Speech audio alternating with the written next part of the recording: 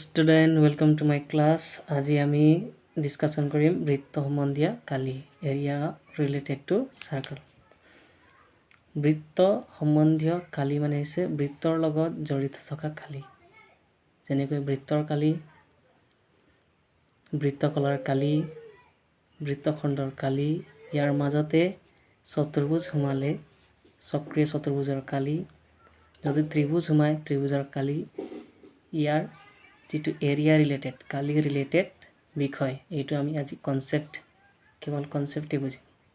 ঠিক আছে, so start with প্ৰথমতে বৃত্তখন জানিলো। বৃত্তখন এইখন মাজত কেন্দ্ৰ থাকে, য'ত কম্পাছৰ জোঙা মূৰটো থাকে, এইটো হৈছে কেন্দ্ৰ। ঠিক আছে, প্ৰথমতে ইয়াত জানি লওঁ আমি ব্যাসাৰ্ধ। ব্যাসাৰ্ধ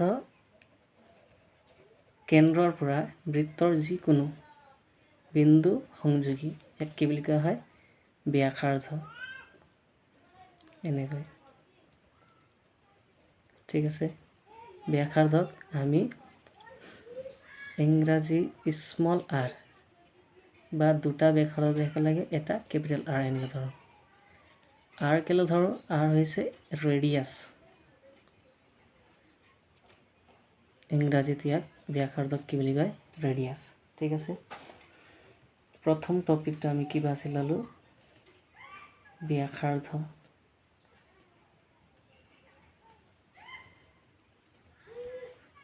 ব্যাসাৰ্ধ কাক কয়? এই বস্তু জানিব লাগিব। বৃত্তৰ কেন্দ্ৰ, বৃত্তৰ কেন্দ্ৰ আৰু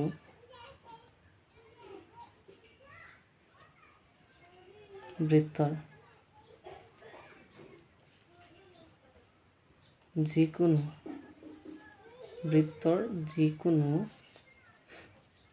বিন্দু সংযোগী, বৃত্তৰ যিকোনো সংযোগী ৰেখাক কি বোলা হয়? ব্যাসাৰ্ধ বোলা হয়। ব্যাসাৰ্ধ বোলা হয়। ঠিক আছে, কি লিখিছো? ব্যাসাৰ্ধ মানে হৈছে বৃত্তৰ কেন্দ্ৰ আৰু বৃত্তৰ যিকোনো বিন্দু। বৃত্তৰ এইখন কেন্দ্ৰ, এই কেন্দ্ৰৰ পৰা বৃত্তৰ যিকোনো বিন্দু সংযোগী, ই এইফালে হ'ব পাৰে, তলৰ পিনে হ'ব পাৰে, এই সাইডেও হ'ব পাৰে, ওপৰতো যাব পাৰে। ঠিক আছে, কেন্দ্ৰৰ পৰা বৃত্তৰ যিকোনো বিন্দু। বৃত্ত কিহেৰে গঠিত? অসংখ্য বিন্দুৰ স্থূলেৰে গঠিত, হয় নাই? সেইকাৰণে বৃত্তৰ কেন্দ্ৰ আৰু বৃত্তৰ বিন্দু সংযোগী ৰেখা যিকোনো এনেকুৱা ৰেখাক কি বুলি কোৱা হয়? ব্যাসাৰ্ধ বুলি কোৱা হয়। ঠিক আছে, ইয়াক আমি কি আখৰেৰে চাওঁ? r। r মানে কি বুলি কৈছো? ৰেডিয়াস। ঠিক আছে, r মানে কি হয়? ৰেডিয়াস। ঠিক আছে, এতিয়া ইয়াক লৈ কিছুমান সূত্ৰ আছে। কি সূত্ৰ আছে? আমি r উলিয়াব আছে, মানে আমি কি উলিয়াব আছে? ব্যাসাৰ্ধ। ঠিক আছে, কেতিয়াবা আমাৰ ব্যাস দিয়ে, ব্যাসৰ পৰা ব্যাসাৰ্ধটো ওলাব লাগিব, তেতিয়া কি হয়? আমাৰ সূত্ৰটো d বাই কি হয়? 2। ঠিক আছে, d মানে হৈছে ডায়ামিটাৰ, মানে ব্যাস। এতিয়া ইয়াক আমি কেনেকৈ লিখিব পাৰোঁ? যদি ভাষাত লিখোঁ, ব্যাসাৰ্ধ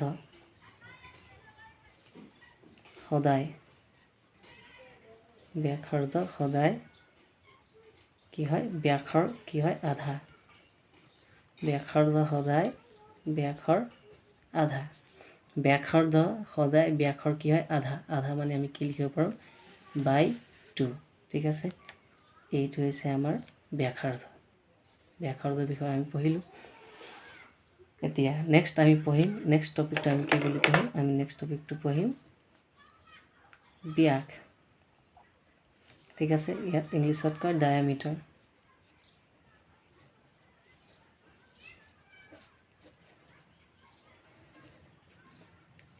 ঠিক আছে, ইয়াক আমি কেনেকৈ পঢ়িম? বৃত্তৰ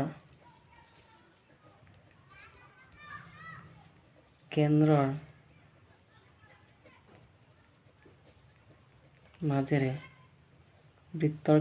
মাজেৰে যোৱা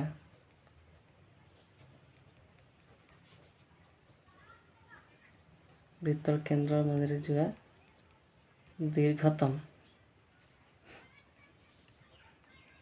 জিয়া হ'ল ব্যাস। কি লিখিছোঁ? বৃত্তৰ কেন্দ্ৰৰ মাজেৰে যোৱা দীৰ্ঘতম জিয়া হ'ল ব্যাস। এতিয়া বৃত্তৰ কেন্দ্ৰৰ মাজেৰে যোৱা দীৰ্ঘতম মানে এইটো, ঠিক আছে। আধাটো কি হৈ যাব? ব্যাসাৰ্ধ। সম্পূৰ্ণটো কি হৈ যাব? এই সম্পূৰ্ণটো কি হৈ যাব আমাৰ? কি হৈ যাব? ব্যাস, যাক আমি ডায়ামিটাৰ বুলি কওঁ। ইয়াক ইংৰাজী আখৰ কিহেৰে সূচোৱা হয়?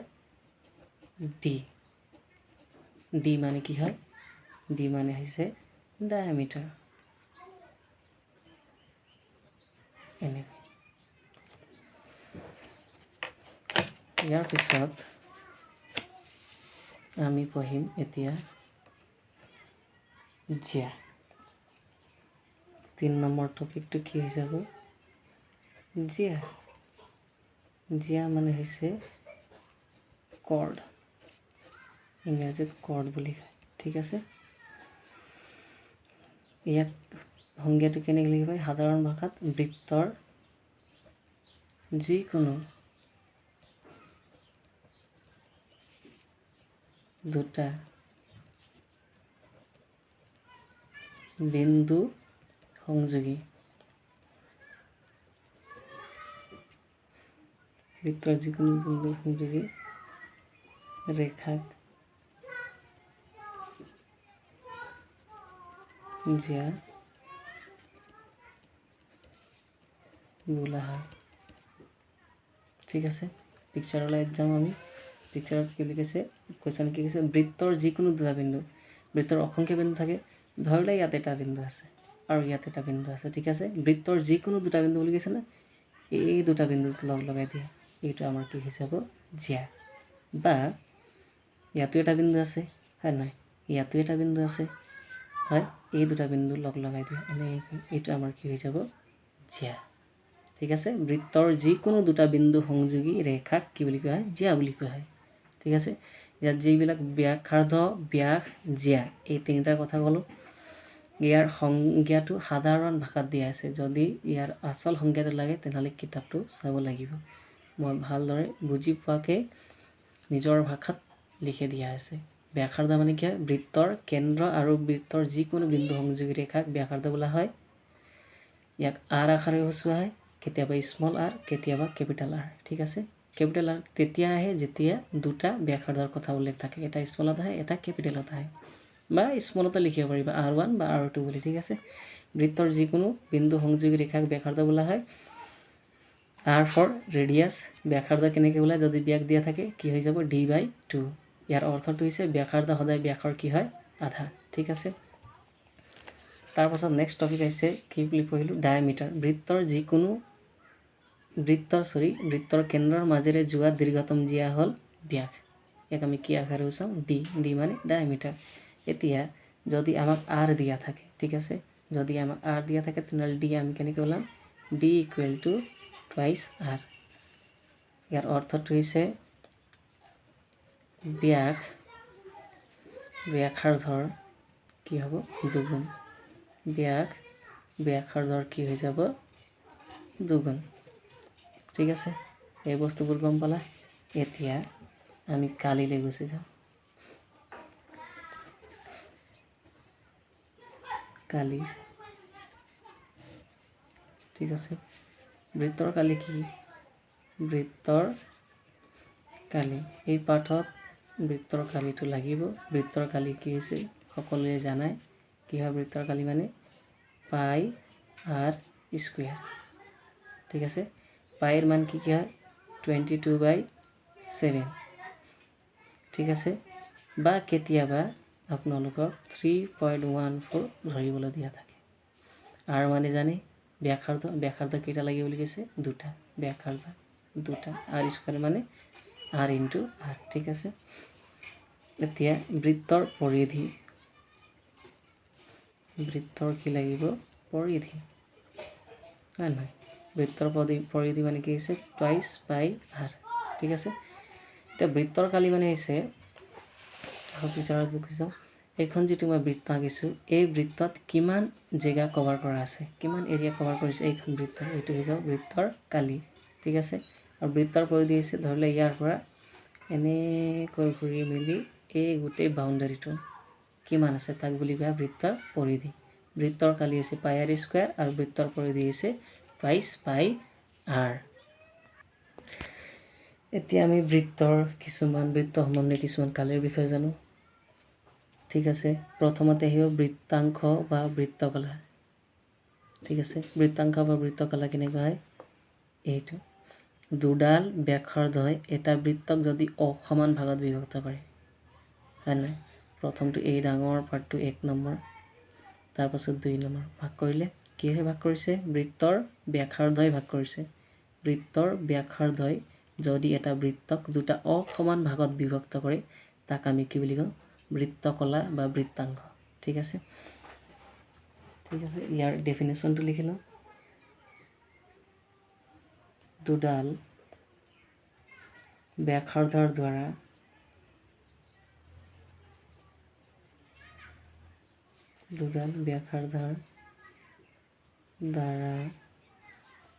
সৃষ্টি হোৱা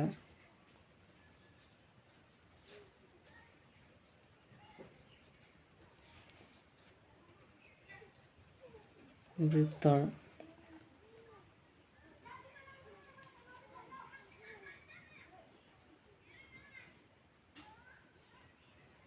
দুটা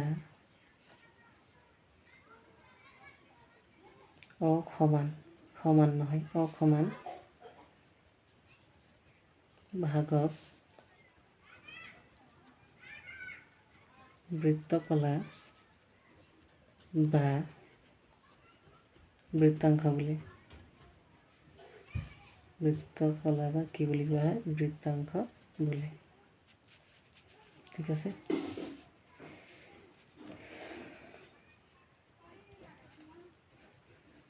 বৃত্তকলা দুটা ভাগত ভাগ কৰা হয়।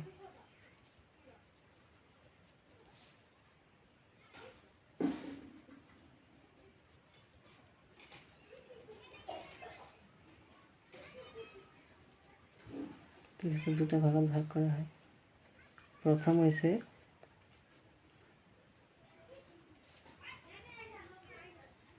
মুখ্য বৃত্তকলা,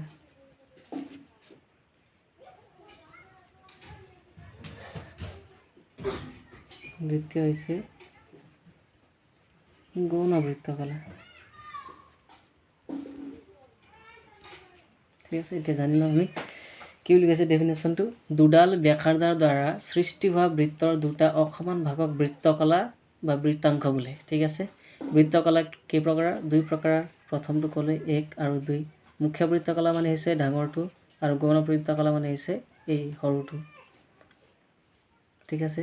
তাৰপাছত ইয়াৰ সূত্ৰলৈ আগবাঢ়ি যাওঁ।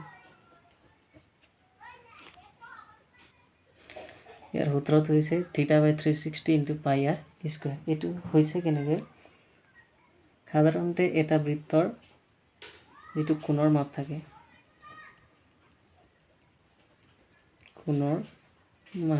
এইটো হ'ব এটা বৃত্তৰ কোণৰ মাপ কিমান হয়, 360 ডিগ্ৰী, ঠিক আছে।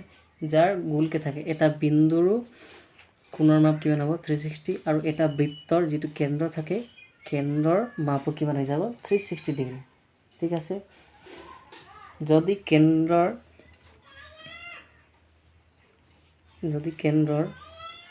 কোণৰ মাপ, যদি আমি কেন্দ্ৰৰ কোণৰ মাপটো 1 ডিগ্ৰী বুলি ধৰি লওঁ, তেনেহ'লে কি হৈ যাব, যিটো বৃত্তৰ কালি কি হয়, পাই r স্কুৱাৰ, ঠিক আছে। পাই r স্কুৱাৰক কালিক কিহেৰে হৰণ কৰিব লাগিব, এতিয়া 360 ডিগ্ৰীয়ে হৰণ কৰিব লাগিব, ঠিক আছে। তাৰপিছত আমি যদি কেন্দ্ৰৰ কোণৰ মাপ আমি থিতা বুলি ধৰি লওঁ, ঠিক আছে। কেন্দ্ৰৰ কোণৰ মাপ যদি 1 ডিগ্ৰী ধৰি লওঁ তেনেহ'লে বৃত্তৰ কালি কিহেৰে হৰণ কৰিব লাগিব 360 যদি থিটা বুলি ধৰি লওঁ তেনেহ'লে কি কৰিব লাগিব কি হৈ যাব পাই r স্কোয়াৰটো হ'বই তলত 360 ডিগ্ৰীটো হ'বই তাৰপাছত কিহেৰে পূৰণ হ'ব থিটাই যদি ইয়াকে আমি সৰল কৰোঁ এই থিটাটো ইয়াত আনিব ইয়াত তলৰ এই কোণৰ মানে কি আছে 1 360 ইনটু 1 কিমান হৈ যাব 360 ঠিক আছে পাই r স্কোয়াৰ ইনটু থিটা কি হৈ যাব থিটা পাই r স্কোয়াৰ এনেকৈ লিখিব পাৰি হয় নাই মোটামুটি আমাৰ সূত্ৰৰ সৃষ্টি এনেকৈ হৈছে যদি এটা বৃত্তৰ কোণৰ মাপ যদি নহয় কোণৰ মাপ কিমান হয় 360 ডিগ্ৰী যদি আমি কেন্দ্ৰৰ কোণৰ মাপ 1 ডিগ্ৰী বুলি ধৰি লওঁ তেনেহ'লে কি হৈ যাব পাই r স্কোয়াৰ বাই কিমানে হৰণ কৰিব লাগিব 360 যদি ইয়াকে আমি থিটা বুলি ধৰি লওঁ কি হৈ যাব পাই r স্কোয়াৰ বাই 360 থাকিবই কিমান ডিগ্ৰীয়ে আমি ইয়াক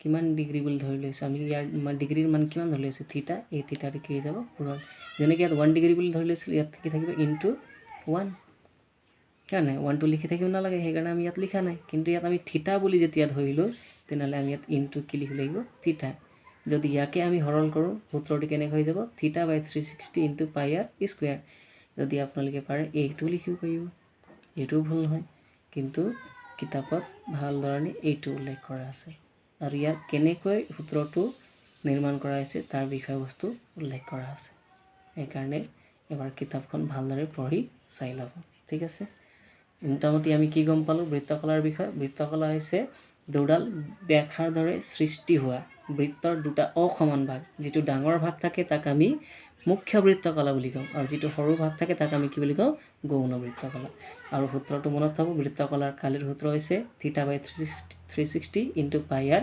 স্কোয়াৰ নেক্সট আমি টপিকলৈ আগবাঢ়ি যাওঁ দ্বিতীয়টো হৈছে বৃত্তখণ্ড ইয়াৰ পিকচাৰটো দেখিছে চাগে আপোনালোকে এখন বৃত্ত ঠিক আছে এখন বৃত্ত এতিয়া ইয়াত এইটো কেন্দ্ৰ ঠিক আছে এতিয়া এইখন হৈছে বৃত্তৰ যিকোনো দুডাল বিন্দু সংযোগী ৰেখাক আমি কি বুলি কওঁ জিয়া মানে বৃত্তখণ্ড কিহেৰে নিৰ্মিত হয় জিয়াৰে নিৰ্মিত হয় ঠিক আছে এইটো কথা মনত ৰাখিব বৃত্তখণ্ড কিহেৰে নিৰ্মিত হয় জিয়াৰে নিৰ্মিত হয় আৰু ইয়াত লিখিব লাগিব সূত্ৰটো কেনে লিখিম বৃত্তখণ্ডৰ এডাল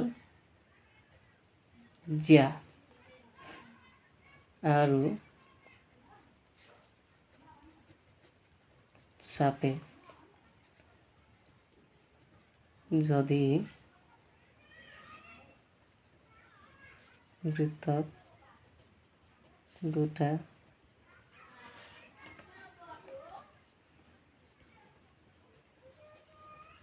অসমান ভাগত বিভক্ত কৰে তেনে ভাগ বা ভাগৰ আন এটা নাম হৈছে খণ্ড তেনে ভাগ বা খণ্ডক কি বুলি কোৱা হয় বৃত্তখণ্ড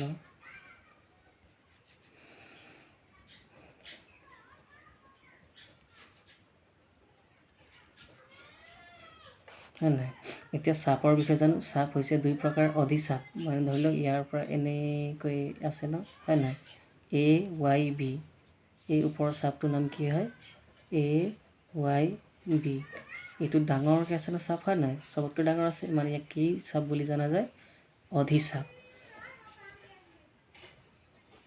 ঠিক আছে তাৰপাছত তলত সৰুকৈ আছে না এইখনক কি বুলি কোৱা হয় যিটো সৰুকৈ আছে এ বি বুলি যিটো চাপ আছে সৰুকৈ হয় নাই এই চাপক কি বুলি কোৱা হয় উপচাপ ডাঙৰটো চাপক অধিচাপ অধি মানে বেছি নহয় জানো ডাঙৰ আৰু উপচাপ মানে আছে সৰুটো ঠিক আছে এতিয়া ডেফিনেশ্যনটো পঢ়ি লওঁ এডাল জিয়া আৰু চাপে যদি বৃত্তক দুটা অসমান ভাগত বিভক্ত কৰে দুটা অসমান ভাগত বিভক্ত কৰিছে নহয় নাই দুটা অসমান বিভক্ত কৰে তেনে ভাগ বা খণ্ডক কি বুলি কোৱা বৃত্তখণ্ড বুলি কোৱা হয় হয় নাই এতিয়া ইয়াৰ ভাগো কেইটা পালোঁ আমি দুটা পালোঁ ন হয় নাই এইটো হৈছে 1 নম্বৰ মানে এইটো কি হৈ যাব ডাঙৰটোক আমি কি বুলি কওঁ মুখ্য বৃত্তখণ্ড মই সাইডত লিখি নাথাকোঁ ইয়াত লিখি দিছোঁ ডাঙৰটোক কি বুলি কয় মুখ্য বৃত্তখণ্ড যদি দীঘলকৈ ইয়াত লিখিবলগীয়া হয় অকণমান দীঘল হৈ যাব ভিডিঅ'টো সেইকাৰণে মই ইয়াতে লিখি দিছোঁ ডাঙৰ যিটো পাৰ্ট আছিলে এইখন ডাঙৰ পাৰ্ট নহয় জানো ডাঙৰ পাৰ্টক কি বুলি কয় মুখ্য বৃত্তখণ্ড আৰু যিটো সৰু আছে তাক কি বুলি কোৱা হয় গৌণ বৃত্তখণ্ড গৌণ বৃত্তখণ্ড। এতিয়া মনত থ'ব বৃত্তকলা দুডাল ব্যাসাৰ্ধৰ দ্বাৰা সৃষ্টি হয় আৰু যিটো বৃত্তখণ্ড আছে সেইটো কিহৰ দ্বাৰা সৃষ্টি হ'ব আপোনালোকৰ জিয়াৰ দ্বাৰা। ঠিক আছে, ইয়াত সূত্ৰটো লিখিলোঁ থিটা কোণৰ আগৰ দৰে হয় এটা থিটা কোণৰ এটা চাপৰ দৈৰ্ঘ্য, ইয়াত চাপৰ দৈৰ্ঘ্য ওলাব লাগিব। ঠিক আছে, চাপৰ দৈৰ্ঘ্য কি হৈ যাব আপোনালোকৰ থিটা বাই 360 ডিগ্ৰী ইনটু বৃত্তৰ পৰিধি আহিব 2 পাই r। এইখন মনত থ'ব, এইখন খুবেই ইম্পৰ্টেণ্ট। দুটা সূত্ৰ যিটো মই অকণমান আগতে লিখাই দিছোঁ। প্ৰথমটো হৈছে বৃত্তকলাৰ কালি থিটা বাই 360 ইনটু পাই r স্কুৱাৰ। তাৰপাছত নেক্সটত যিটো আমি এতিয়া লিখিছোঁ এইখন হৈছে আপোনালোকৰ থিটা কোণৰ এটা চাপৰ দৈৰ্ঘ্য। যদি চাপৰ দৈৰ্ঘ্য বুলি সোধে তেনেহ'লে কি সূত্ৰ লিখিব লাগিব থিটা বাই 360 ইনটু পাই r 2 পাই r। ক্লিয়াৰ? এতিয়া আমি নেক্সট টপিকলৈ আগবাঢ়ি যাওঁ। নেক্সট টপিকটো হৈছে বৃত্তৰ চুক। ঠিক আছে, বৃত্তক যদি আমি দুডাল ব্যাসেৰে কাটি দিওঁ, ইয়াৰ নাম ধৰি লোৱা এ বি পি আৰু কিউ। ঠিক আছে, যদি দুডাল ব্যাসেৰে আমি কাটি দিওঁ ইয়াৰ চুক কেইটা হৈ যাব এটা দুটা তিনিটা আৰু চাৰিটা। বৃত্তৰ চুক কেইটা থাকিব চাৰিটা। এতিয়া ইয়াৰ বৃত্তৰ যিটো কেন্দ্ৰ থাকে কেন্দ্ৰৰ যিটো কোণৰ মাপ থাকে 360। এতিয়া এটা বৃত্তক যদি আমি চাৰিটা সমান চুকত বিভক্ত কৰি দিওঁ তেনেহ'লে প্ৰতিটো কোণৰ যিটো চুকৰ কোণৰ মান হৈ যাব এইটো কিমান হৈ যাব 90। তলৰ কিমান হৈ যাব 90। এই চাইডৰ যিটো 3 নম্বৰ চুক আছে এইটো কিমান হ'ব 90। এইটো কিমান হৈ যাব 90, হয় নাই? 90 + 90 180। আকৌ তলত 90 + 90 কিমান হৈ যাব 180। ওপৰৰ 180 1 আৰু 2 3 আৰু 4 180, মানে কেন্দ্ৰৰ মাপ কিমান হৈ গ'ল 360 ডিগ্ৰী। ঠিক আছে, বৃত্তৰ চুক কেইটা থাকিব? বৃত্তৰ চুক থাকিব, মই অকণমান শ্বৰ্টলি দেখি আছোঁ, বৃত্তৰ চুক থাকিব চাৰিটা। আৰু প্ৰতিটো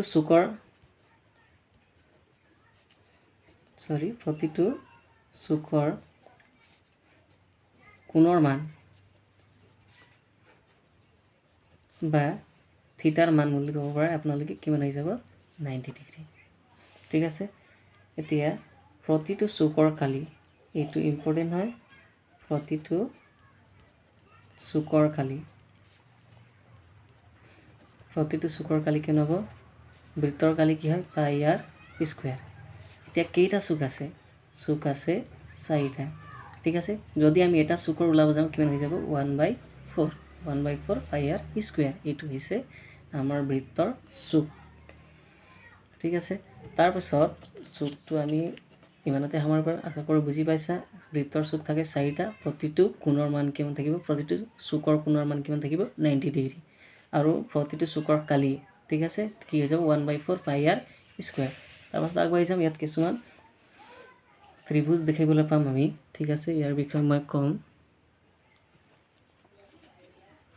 ত্ৰিভুজৰ কালি বুলি ক'লে প্ৰথমটো সদায় আহি যাব আপোনালোকৰ হাফ ইনটু ভূমি পূৰণ উন্নতি। ঠিক আছে, এইটো সকলো ত্ৰিভুজৰ ক্ষেত্ৰত প্ৰযোজ্য হয়, খালি সমবাহু ত্ৰিভুজৰ ক্ষেত্ৰত প্ৰযোজ্য নহয়। সেইকাৰণে সমবাহু ত্ৰিভুজৰ কালিটো সমবাহু